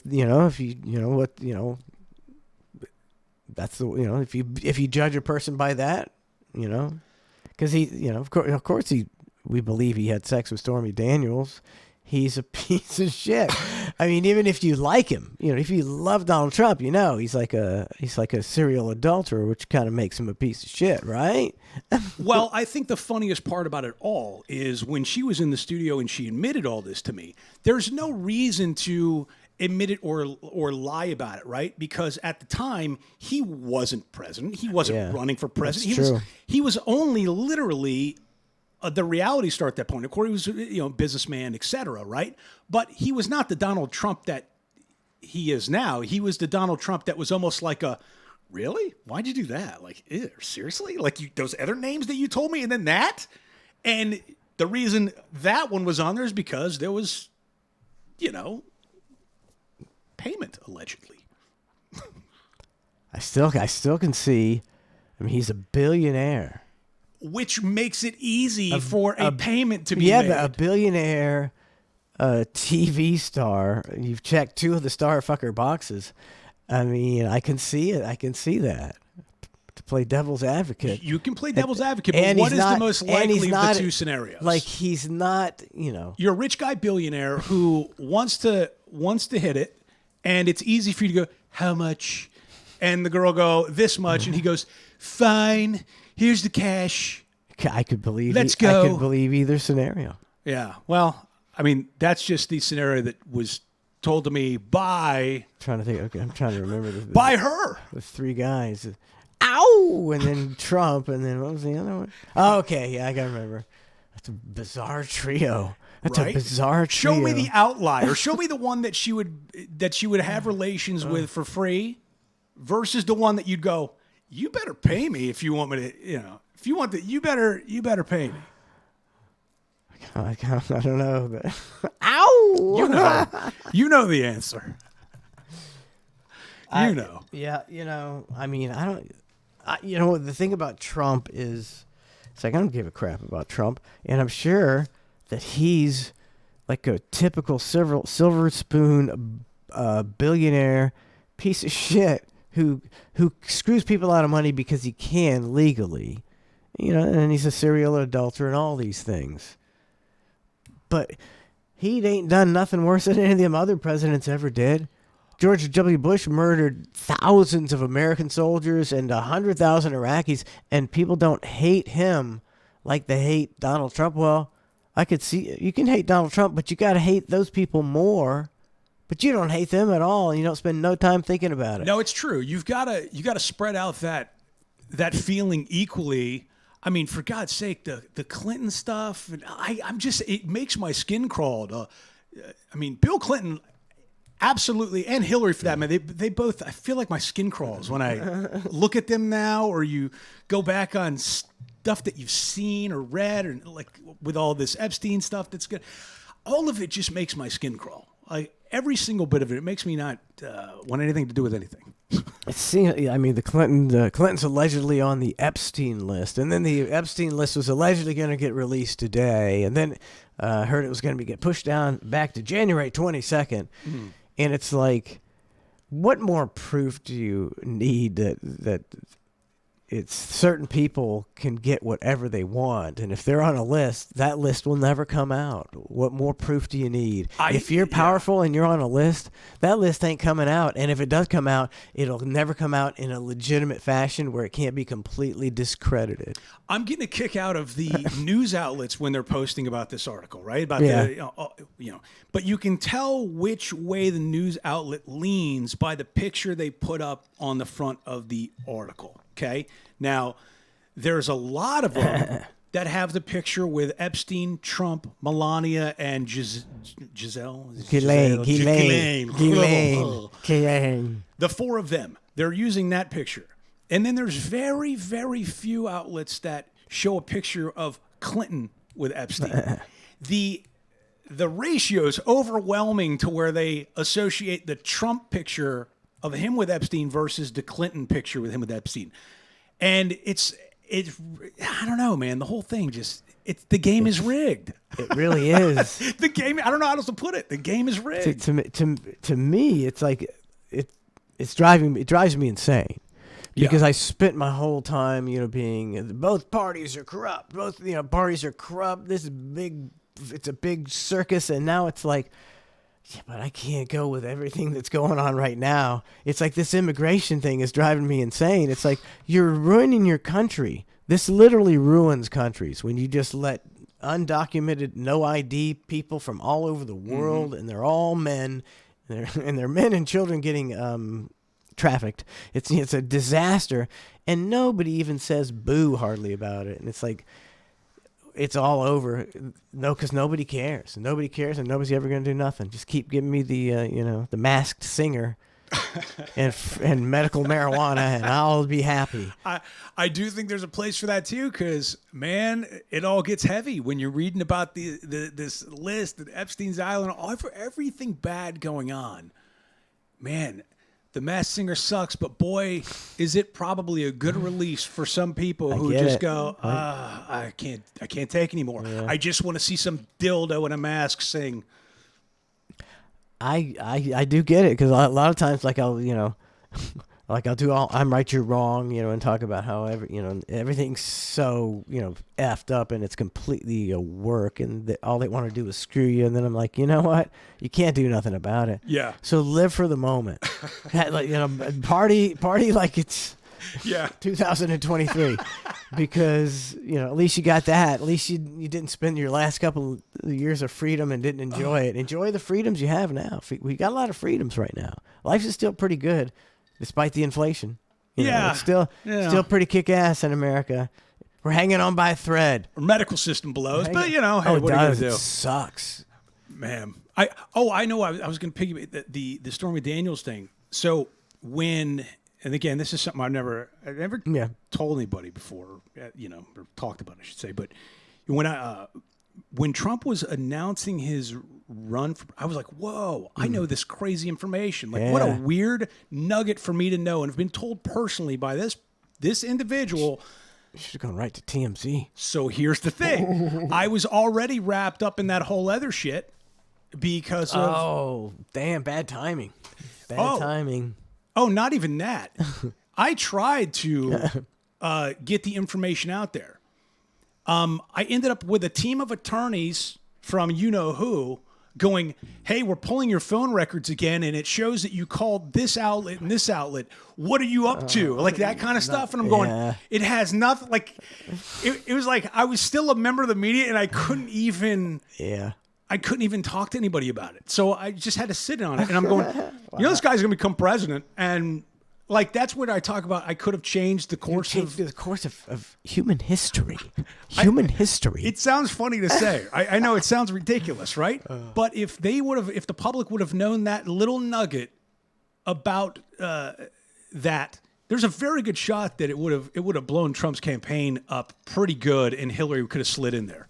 Instead, it came out after everything had gone down, and but if changed history. It honestly could have. I know it sounds like a weird, crazy, fanciful thing, but if you look at the timeline and all that stuff, you thank Hogan for that. He ruined America. He ruined America. Thanks. Thanks, brother. Thanks, brother. So, or he made America great, depending on how you look at it. Like, we're talking about the Epstein list on the McAfee show. Aaron Rodgers has alluded that Jimmy Kimmel might be on the list, and there's a big brouhaha about him accusing Jimmy Kimmel of being a pedophile. Mm-hmm. Jimmy Kimmel is threatening libel.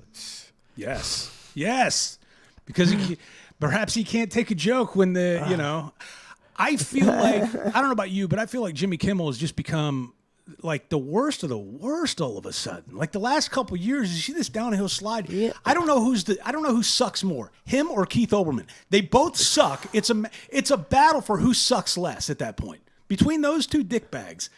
It's like, did they take a payment to become dickbags or something? It's like, how do you become such a big douche? It's like, I used to like Jimmy Kimmel. Yes. I used to think, actually his late night show was a little more clever than the other ones. And then he just became this like pathetic shill. And he got to start in radio here.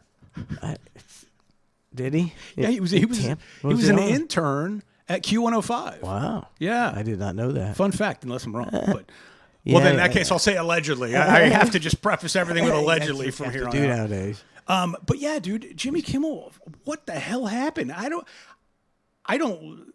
if you're a late night talk show person, your whole job is to do a 5-minute funny monologue, ask some pre-planned questions to a couple guests, intro a rock band, and get the fuck out of there. It's gig, and you get tens of millions of dollars for doing it. Instead, you've inserted yourself in all these political issues, social issues, and for what? Like, I can't for the life of me figure it out. Like you, is there something else is he a shill for something? Are we missing something? Or is he that passionate about these causes? I can't imagine.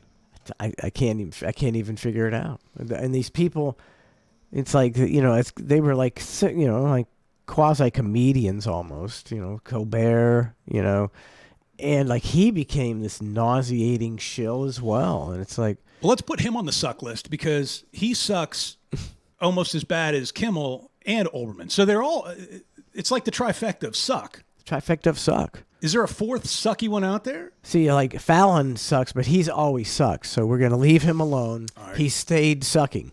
And he hasn't inserted himself too much into No, some stuff. see, yeah, just kept drinking them drinks. Yeah, drank the drinks, played an old Beach Boys song on some shit stage, and move on. Hit on some 16-year-olds. Allegedly. With Horatio Sands, and keep smiling and fawning over your guests. He fawns over there. He's just like, and laughs at everything they say, like hysterically. So who else is on the suck list? A lot of people on my suck list, but Who's on your suck list? No, everybody. all of them. Like Ice Spice, everything sucks to me now. Okay, but media personnel, like is Anderson Cooper on the suck list? Oh yeah. Okay. I mean, basically everybody's on the suck list in the mainstream media. Who sucks? Not to rate all of them, but who sucks more in your mind? Does Olbermann suck more than Cooper? Yes. I think so too. Olbermann sucks a lot. See, Yeah. Fox, all those guys suck. Hannity, they all just suck ass. And it's Does Tucker suck or does Tucker not suck? see now Tucker. As far as a journalist, he's really I don't think Tucker sucks. I He's think on my he's my nice list. He's really good, and the only thing I think about, because I used to watch his show every night because he was the only one who was saying the things that I wanted to hear. Yeah. And saying truths that I thought were true, but they've demonized him. But I just wonder, is he just a pawn? Is he a pawn? They need a guy to tell the truth. They always need a guy to tell the truth to a small percentage of people to keep those people. It just makes me happy. It's like, well, yeah, Chuckers, he knows it. Yeah, there's people who know it. Yeah, you got to have those outliers. Those outliers, because what are you going to do? Yeah. There's a very small percentage of the population that listens to Tucker Carlson and believes what he says. What would be like that thing of, okay, you've got 50 conspiracy theories, and they're okay with a couple of them being so outrageous and crazy because it makes the other ones seem equally outrageous and crazy, even though they're truths. Isn't it like, the CIA came up with conspiracy theory, the whole right conspiracy, demonize anybody who thinks outside the norm, because we don't want people thinking outside the norm. That's the worst thing you could do. Yeah, very strange. Fights Football says, where'd it go? Fights Football. Fights Football says, hang on. I got it. It's here. He says, I swear to God, I'll have it. Come on, Fights Football. I totally love it. Now, is this one on... Totally. Okay, he says, this is some feedback on Twitter. Oh. He says, a little less loosey-goosey all over the place and more formatted with more talk of current events and sports. I don't know. It is the hang. Yeah, we're just hanging. We're just hanging. We're just hanging. Don't read too deep into it. That's the beauty of it is the. You see, I spend 10 minutes with my cheat sheet. Where's my cheat? I lost my cheat sheet. It fell down. I got my cheat sheet right here. I spend 10 minutes on the cheat sheet, and then we just hang. We can talk about current events all day long. Like if somebody has, we do. I think we do though. We do. We should literally do open format. Like if you're on Twitch, and you're watching, name a topic. If I can talk about it.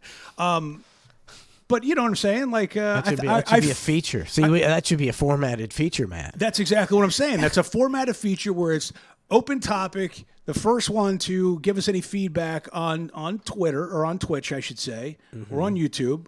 That topic we go with. We just roll with that, right? Roll with that. See what happens. Name that topic. Hey. Talk about 410 sprints. Dogs long set. Oh, you guys are dicks. Oh, you guys are dicks. Boo. Oh man, I should have known better. We should have known better than that. 410 sprint. I'd rather jump off a building. Oh my God. You know how much 410 sprint talk I've had to hear in my life? Lordy. Eek. I think it made me lose my hearing faster.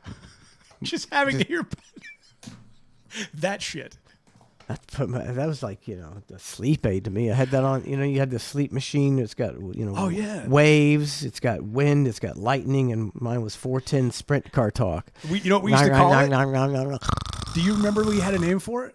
Oh, no. Radio Ambient. Radio Ambient. Yeah. I remember the tan blanket. Yeah, well, the tan blanket. Radio Ambient. And then we had Radio Ambient. Turn it left, and you get loose on the high side and up in the marble. But I remember me and you did a bit. It was like racing talk or something. It was a game show. Yes. And it was just like a Jeopardy format. Miller was the host, I believe, and it was me and you. And I listened back to it a few months ago, and it was basically just me and you venting about years of having to talk about racing. And it was just us, like you could hear the anger in our voices when we'd answer the questions and insult racing. And it's like, oh. You know the funniest part is? Wow. I don't dislike racing. I don't either. I dislike talking about racing. And there's such a huge difference there. Exactly. Like, I mean, I'm sure disc golf is fun. But do I want to hear somebody talk about disc golf for hours and hours and hours? Absolutely not. It's a racing deal. I do remember that. I don't know if I can find it. I would kind of like to hear it if I could find it. Oh, that'd be great. That was a good one. It's a racing deal. It's a racing deal. Okay, let me see. It's getting close. Oh, I don't think I have it. I do have it. I think it's really dicky. It should be. I think it's really dicky. It's time for It's a Racing Deal, the nation's favorite game show. At least the junior nation. And now here's your host, Billy Ray Smith Johnson. Howdy, everybody, and welcome to It's a Racing Deal, the exciting new game show where all the questions are about racing. Today's contestants are Spice Boy and Manson from the Bubba the Love Sponge Show. Hey, what's up? How's it going? Alrighty, let's get started. First question. These 4 words are said before every NASCAR race. Manson. Not this bullshit again. Nope. Spice Boy. Somebody please kill me. No. That's it's honesty creeping through. It's just us venting about racing. Correct answer was gentlemen, start your engines. Next question. Who is famous for saying boogity, boogity, boogity? Spice Boy. A retarded hillbilly from Alabama? Sorry, incorrect. Manson. Kentucky hillbilly with Tourette syndrome. Sorry, the answer was Daryl Waltrip. Yeah, it's just a whole 4 minutes of us Next question. chasing on. How many laps is the Daytona 500? 502 minutes. Nope, the Daytona Speedway is 2 points. That was a pretty good one. That's a great. 5 miles long. Therefore, the race is only 200 laps. 200 laps too many. Sorry, too late. Next question. What does the term draft mean? Manson. That's where I'd rather be, drafted to fight and die in Iraq than watch a fucking NASCAR race. Nope. Spice Boy. It's the type of beer I have to drink 32 of before I can tolerate a fucking NASCAR race. Sorry. Actually, drafting is the I don't know how well this bit went over. Do you remember? I don't remember. Probably not great. science of one car getting up right behind another car in order to create... Now, boys, you ain't gonna learn nothing about racing if you keep on ringing that bell. Exactly. Next question. What does the term marbles stand for? Spice Boy. What you have to be out of your fucking marbles to have to watch this bullshit. Nope. Have the compression on. You sound good, man. You sound good. Manson. Let's see, marbles. doing movie trailers. marbles. Oh, yeah, what I'd rather have shoved up my ass than watch NASCAR. I think we're only halfway through. I think we get it. It goes on for 2 minutes and 30 seconds more. Yeah. So imagine if you're listening and you're tired of that bit after 2.5 minutes. Imagine hearing the actual topics for 10.5 years or whatever. Oh my God. Ooh. Oh my God. This is bringing me back. I'm having a flashback. I tried to repress those memories. Racing, man. Racing. Dude, I listened to your show the other day. I did a check-in, whatever. And secret something. Yeah, a little secret check-in. I was, on my computer. I'm like, oh, appreciate the view. Yeah, I'm in there. Just from now on, just log in, and then minimize it. But see, you'll still appear as a viewer. So you give me that extra view. But if I don't know how to I don't know how to log in. I just I watch mean, not it. log in, just watch it. Oh yeah, that's okay. And then, you can get rid of that one, open another, do whatever you got to do. Just keep it on the background. All right, I got you. Look, I learned from the best. I'm trying to scam the system. Gotta get those views up. If only I had a meter. And some vibrating devices in a hayloft. We'll have to get into that sometime. It's insanity. Sheer insanity. That is crazy. I was listening to you, and you were talking about the crypto stuff with Trace, and Trace was saying how he bought a coin. Was it Pepe? Pepe the Frog. Pepe the Frog. Pepe the Frog. And I'm sitting there, I'm listening to you guys, and going, Pepe, like how do you? Yes, Pepe. And you're going, this stuff is so stupid. Like and you're right. Because they're just meme coins and they don't mean anything in the crypto world, but some people make a lot of money off of it. Then the rug gets pulled out, and all that stuff. And I'm going, what does the Pepe coin remind me of? And I'm going, I know exactly. I go, it reminds me of Radio IO stock. It would be the equivalent of that, where it's pointless. You shill it, you get a bunch of people in on it, and then you pull the rug. So anytime Trace talks about the crypto or Pepe, think of it as Radio IO stock. Yeah. It's just a rug pull. See, allegedly. Now, how soon did you know it was a rug pull? See, because I'm oblivious. Well, I thought we were trying to make a legitimate, successful business because we had the talent to do so. After I left, total fucking dupe. Yeah, after I left, because I was still technically helping out with it. Yeah. In all that jazz, but yeah, and I was like, I've got to distance myself from this. It became glaringly obvious, after some certain things took place. I was like, this is not cool. And especially when, I couldn't do anything with my stock that I was given for all the work that I did on it and all that. 1 million shares of stock. Of Pepe. We got Pepe stock is what we did. Shares of Pepe. Pepe. We got meme stock, dude. It's like, why don't you bet on yourself? Why don't you bet on your fucking self? Oh, he did. Sorry, I'm not going to succeed. I don't want to. I'm sorry. I'm not trying to. Could have been the greatest thing ever. I'm not trying to get y'all fired up. The greatest. It could have been so good. I don't want to get you fired up. It's so good. You're going to get fired up. Nah. Just totally blows my mind when. Okay, you got all those IO people, the trade droppers. Let's talk about loyal fans. Yeah. I mean, just loyal motherfuckers. Sure. And you're giving them the bone of a 1 hour uncensored show a day. And then one day you're like, fuck that bone. I'm done. And you just don't give them nothing. It's like... Weird, right? That's the people that love you the most. And in a business aspect, the people that support you the most monetarily. Yeah, they're your customers. They're the best customers you have. Yeah. This is the top customer, and you fucking just shit on them. Direct-to-consumer customers. You don't have to go through a middleman. You don't have to. You're not opening up a storefront and having all these cost structures. Nothing. It's direct-to-consumer. And you can, and you biffed it. You could shit on a slice of bread and they'd buy it. I mean, the merch was just on God. I mean, every week it was more merch. What can I soak them for this week? Yeah. So then they, these people would buy everything he put out. We need merch, dude. Man, I've got so many merch ideas that I don't do, buddy. Do you have one that sticks out in your mind? You're going, that one? No. Okay, so they're all just merch ideas. I got a couple. Can't tell it. It's a secret I'll keep to my grave, and nobody will ever have it. Oh, really? Is it that good? Because I've done the same thing where I have such a good idea. I'm going, I'm not giving this to anybody, and I'll die with it. I'll die with it. Yeah. I'll die with it. Is it that good? Potentially or potentially not. Can you write it down? Could be that. No, I can't. I'm not. You really want? Yeah, not. No, I'm no. This is.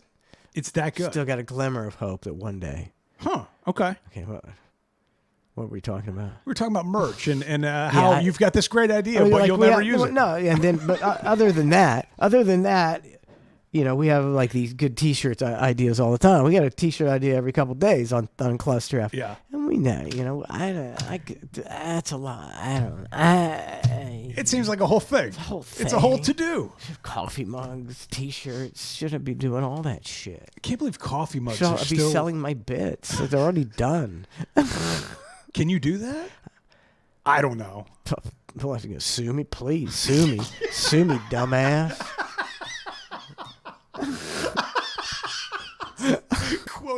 Quote of the year. Sue me, dumbass.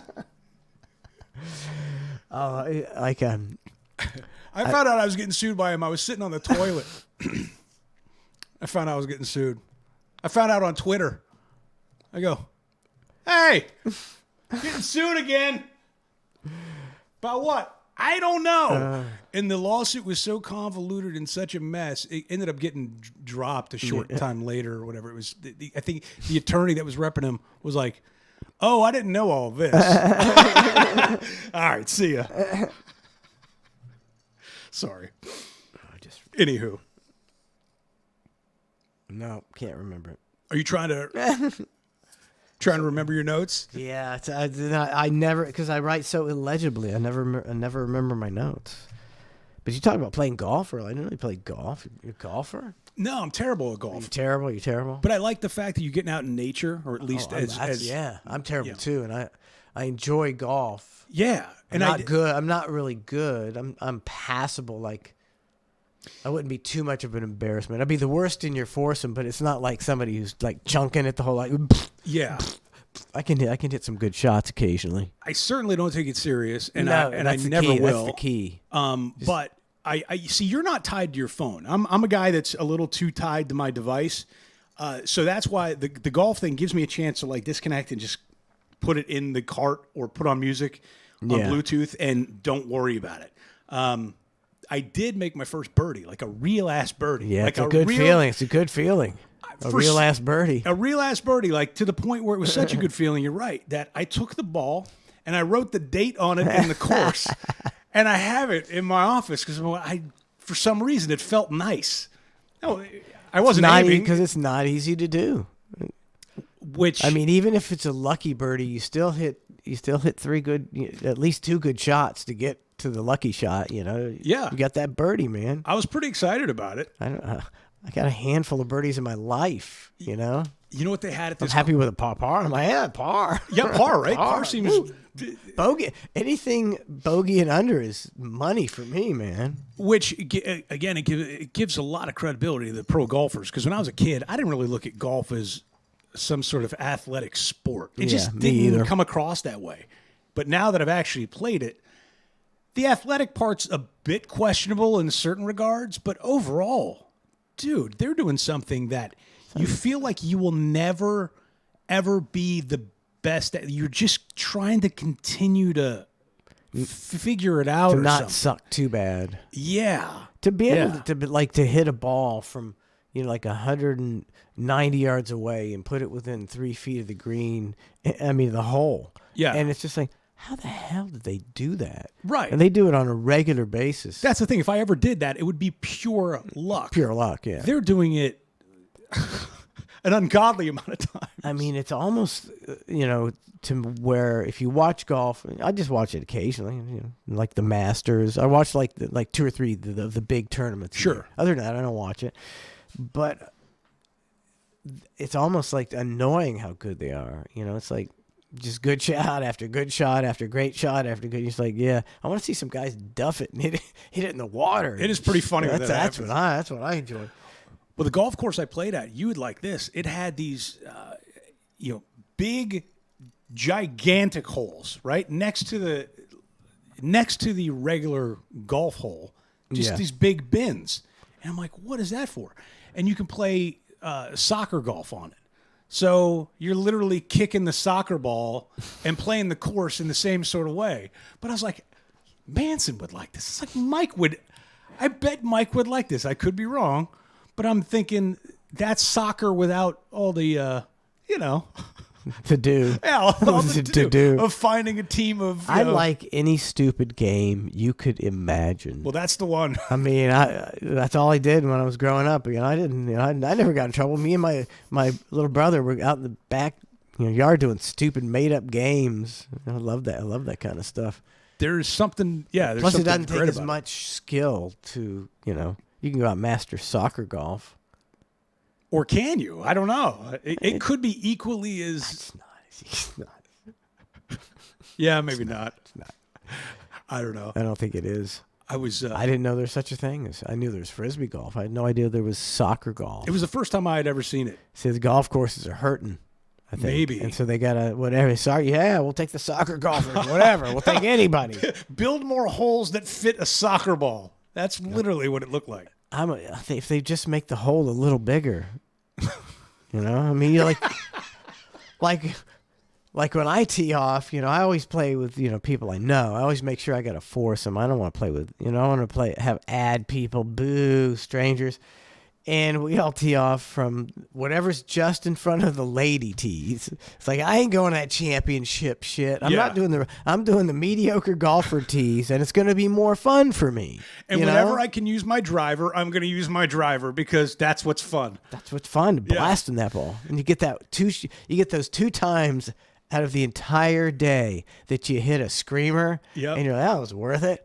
I killed that ball. It does. Isn't that funny how that literally makes it all worth it when you just hit a good, crisp, clean drive?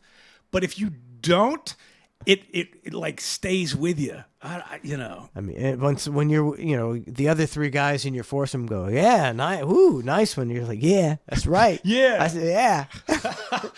Dude, one of the guys we played with, I hadn't met him before. So that thing you're talking about of adding a guy and a stranger, somebody you don't know, it's like, how do you feel comfortable around somebody for 4 hours if you don't know? Turned out to be, great guy, salt of the earth guy. Sat down afterward, we're chatting or whatever, and he goes, we're talking about what he does for a living. He's an air traffic controller at Tampa International Airport. It's a high stress job, dude. I go, I've always wanted to meet one of you, and I shook his hand because I go, I don't know how you do that. I don't even have the slightest idea. And I go, I have so many questions for you. He goes, fire away. So I started talking with him. I'm going, how much stress are you under, dude? Like, how bad is it? And he goes, it's not bad. He goes, I like it. He goes, it's a good, solid work week. He goes, but mine's different than a lot of people's. He goes, I don't have clients to deal with. I don't have BS to deal with. He goes, when I leave the tower, I leave the tower. You leave it all at the job. He goes, now, at the end of the day, he goes, I get very stressed. He goes, I do, you have to take some of that home or find a release, which goes back to why he enjoys video games. Video games, he's like, I can check out. It's like, I don't have that pressure and that stress that I do all day. So that in video game realm I get. But, dude, an air traffic controller, I couldn't. Not me. It's too much pressure, man. It's lives in your hand all day long. Every day, lives in your hands. No. I couldn't imagine a more stressful, like literally, I could not imagine a more stressful job than that. Like, I wonder how much those guys make. They should make bank. I want that guy making top dollar. How much do you think they make? $130,000. Okay, let's see. 130,000. Not that, they could be worth more. I'm just saying, I'm trying to think of what they pay them. Right. They're going to lowball them. Yeah, whatever they're making is probably less than what they should be making. All right. Okay. Oh, man. All right. The average salary for an air traffic controller is $55,715 per year in the United States. That's varies by state. What? I couldn't. That's insanity to me. Maybe all the flyover states are bringing the average down because gotta be right. There's no in Idaho. What's what? How much money? You're sitting around waiting 6 for planes a day. I guess I get it.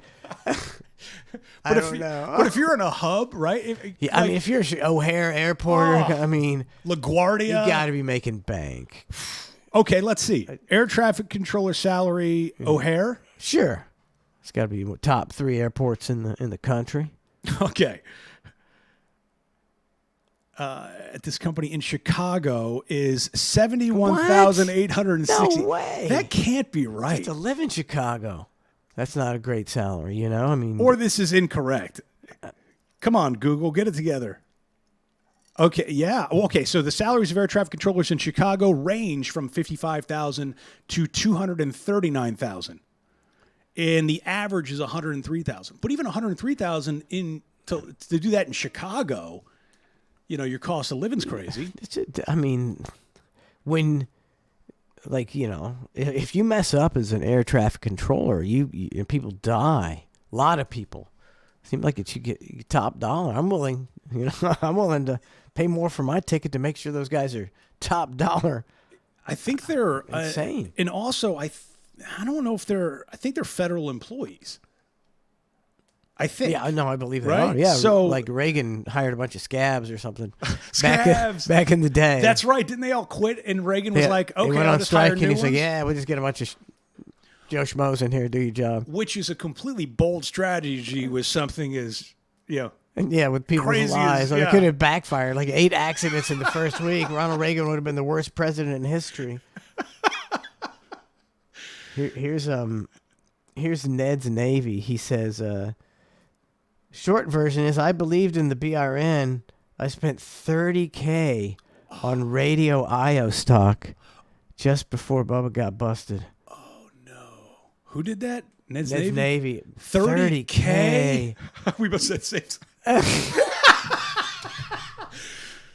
You see now, and it's like, you know, I don't think you're dumb for doing that, because you didn't know the person that in the you know, like, the show was an amazing show.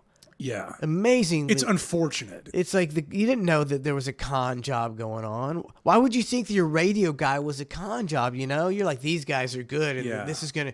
So it's unfortunate, you know, that. I mean, that's unconscionable. I could never. I can't imagine ripping off anybody ever. Well, but the argument would be to that is like, hey man, nobody forced you to spend $30K on it, right? Like, you know, no, but you did it because you believed in this thing, because it was hyped up and all this kind of stuff. You believe the hype. Who's got an extra $30K laying around? That's what I want to know. Like, Not Ned's Navy. Bravo. Bravo. I can say that because I had no part of that. I was one of the suckers who believed in it.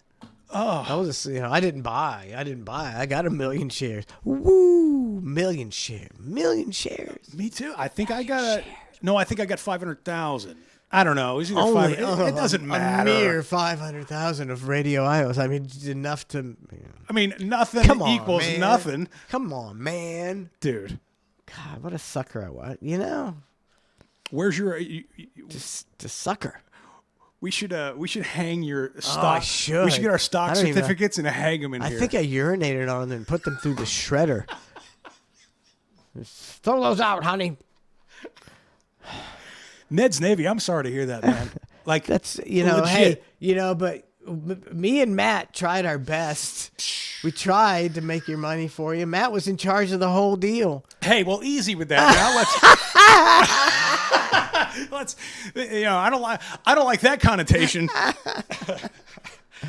I was just responsible for trying to get people paid. I was trying to get Burke a contract, Ledge a contract, Grabo a contract, all these people contracts to get paid to do shows, trying to make things. It doesn't. To make kick-ass network. Yeah. With a lot, you know, look, you know, this isn't whether you like Drew Garabo or not. I mean, Shannon, Drew, Bubba Love Sponge. You're creating a station that has a legitimate talent and is a legitimate alternative and an uncensored alternative to regular radio. Potential gold mine. And it was the first of its kind. It was literally, it was a trailblazing effort. We could be Spotify right now. We could be Pandora. Or we Could've could have at been least Pandora. gotten gobbled up by him. Like Exactly. something. Fucking exactly. Oh my God! See, you said you don't get worked up. Yeah, I got you unzipped. I got me unzipped. Just, I mean, it's like not like, you know, we had a bad break. It's just like sheer stupidity. And short-sightedness. It was always the short-sightedness. Right. Never willing to spend money or anything for the long term. Just all short-sighted schemes and scams. Why? When you didn't need to. You scheme and scam when you don't have the talent. Well, it was a weird thing. Wow, 30K. I can't get over that. My mind is blown from that. Yeah. And on top of it, he must have had a too. lot of stock. Like, that's a lot of That's a stock. lot. He had like 17 million shares. Oh, my God. Well, good luck with that Pepe. Pepe the Frog. I mean, I know the meme. Yeah. I don't understand how you're buying Pepe the Frog fake coin. You're literally I mean, it's just that your hope is that a couple people are going to shill it so hard that it goes up a little bit and you get out before the rug gets pulled. You got to get out before the rug gets. That's all it is. Fitch just uses it for spending money. If anything he has goes up, he just I'll take $100 out, spend that. Oh, at least he's getting out. I mean, that's good. He does get some money out of it, so. Oh, that's good. I can't remember one of the ones he's got, but he's made his money on most of them. I'll tell you what. Not spending a ton, but he's made his money out of most of them. I'll tell you what I'm terrible at is gambling. Remember last week I told you I meant to ask you about that, bro. I am so bad at sports gambling. It's gone completely awry. I had one good bet and doubled my money, and it was like, this ain't that hard. Boy, oh boy, I've picked some real losers in the past week. I had like a 2-bet parlay that could have paid out like $1,500. Yeah. Both teams lost, of course. How much you down on that one, buddy? Not much, like $40. Oh, okay, that wasn't crazy. That's not too bad. But I'm like slowly learning my lesson of like, I don't think gambling for me is for me. Like, see, I feel as if I'm dealing with our old boss. Now, what did I tell you, man? On to the next one. You just can't win. I mean, you have to like spend like your whole life researching this stuff to. Oh, okay. I'll give you a good example. The Florida State game. I put money on the Florida State football game. On Georgia. No, I put money on Florida State because cover? To win. Just what? So I don't know the difference, dude. I was just like, oh, the odds are great. I could make some coin. All right, great. I'll put money on Florida State. I did not read anything. I didn't know anything in the news. I don't know anything. I'm watching the game. And they're going, 12 of Florida State starters refused to play the game. They're going, what? Yeah. I wish I had known this information. So that's on me. I should have read up and done some. Yeah. I wouldn't have made that bet, but. It's not. I made the bet and I got rolled. What was it, like 60-3? 62-3, man. They're ruining the college bowls because everybody's opting out because they don't want to get hurt, or they transfer and they're in the transfer portal. And there was several games where it's just blowouts, and it's like, well, who wants to see that? These are primo bowls, the advertising and all. It's like, I ain't watching that. How are they going to prevent that? I don't know. They got to figure out something. They got to figure out a way because they've lost control. Yeah. The players are just all opting out. And like that FSU game was a joke. It really was. It was like embarrassing. Yeah, it was bad. Here's fights in football with more advice. He says Trace should also have a place on the show as the call screener. We don't have a phone line.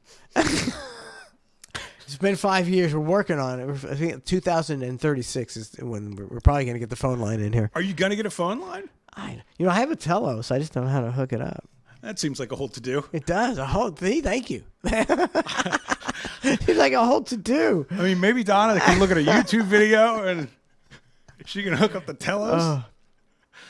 Oh, that's great. Or a phone clash, a call screener / chime inner. Well, Trace is quite adept at the chiming in.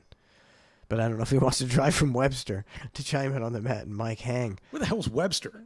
It's up there near the villages. Okay.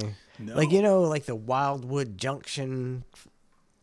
Kind of. It's in that area. I thought the Villages. I'm completely wrong. I thought the Villages was like down in like Sarasota or something. No, like it's that. like around the middle of the state, just north of like. Oh, so he's got a healthy haul here.